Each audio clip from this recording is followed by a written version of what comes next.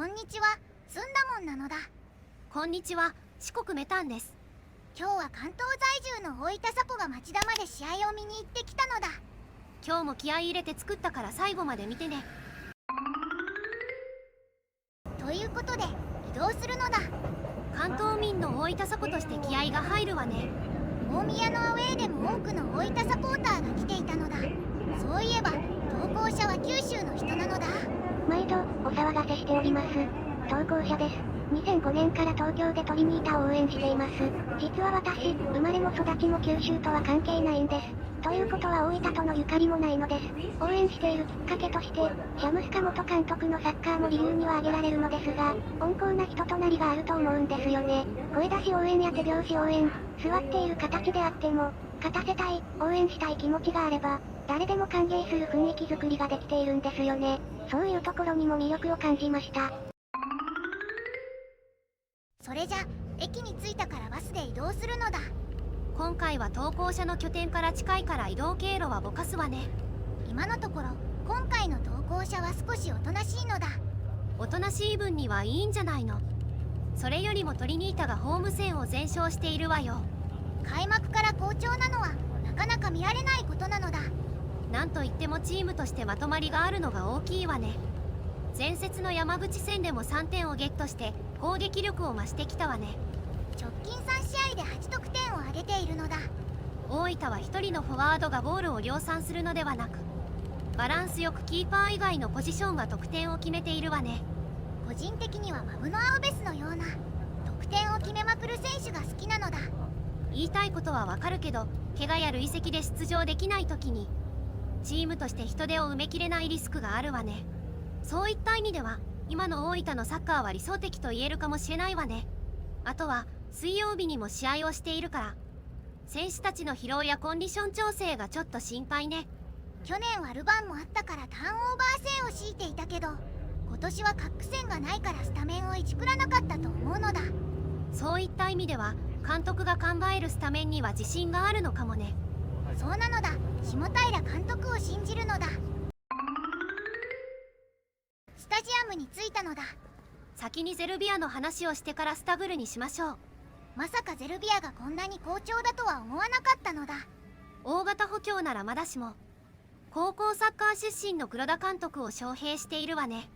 投稿者は時間的な都合で他のチャンネルの町田の分析動画を見ていたんだけど、共通していたことはエリキ選手をキーにしているのだ。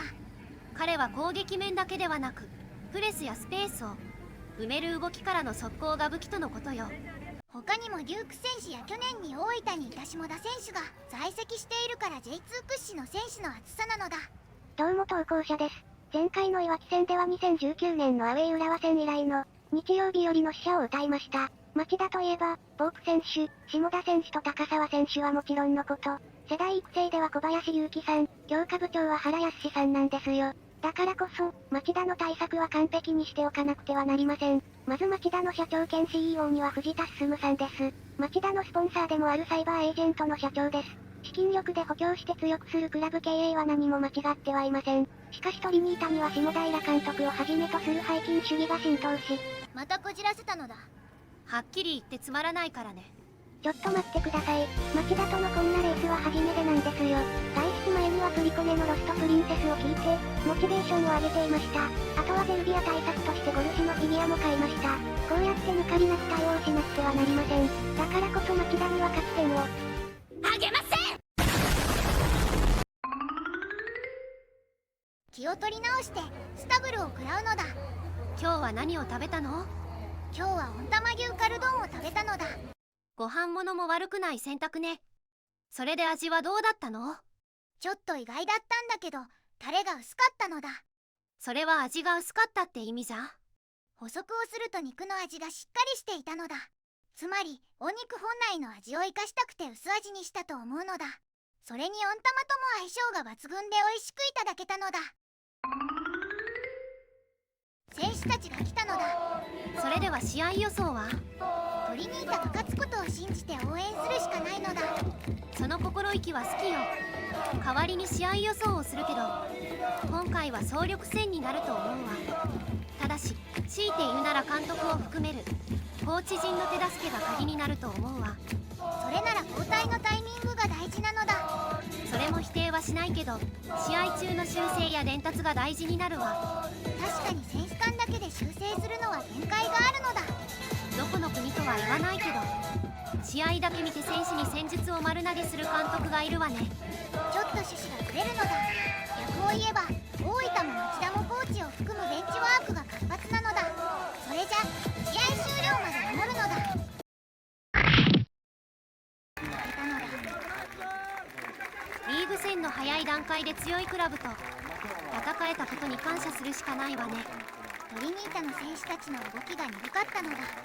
これに関しては選手のコンディション管理を重視すべきだったと思うわ。でも 3-0 で負けなくてよかったのだ。負けは負けでも少なからず収穫のあるサッカーをしていたわ。4バックも試せたし、放り込みサッカーで1点を取れたわね。確かに最終節までを逆算するとロングパスなどパワープレーがおのずと必要になるのだ。それから失点した後も11人が集まって改善を図ろうとする姿には熱くなったのだ。組織としてまだ戦える姿勢を見せてくれたわね。大分が得点した時、ゴール裏も活気があったから、サポーターたちはまだ諦めていないことを再確認できたわ。町田の敗戦が生かされるようにしっかり休んでから次節の水戸戦に勝ってほしいのだ。それじゃそろそろお家に帰りましょう。それじゃ家に帰るのだ。それで次回はどこのアウェーなのだ。次回はずんだもんの故郷である仙台よ。4月29日に行われるベガルタ仙台との試合を見に行ってくるのだ。ゴールデンウィークに入るし仙台にも一杯のアウェー民が来てくれることを楽しみにしているのだ。それでは今回の動画はここまでにいたします。最後までご視聴していただきありがとうございました。ありがとうなのだ。はちみはちみはちみはちみを舐めると足が速くなる。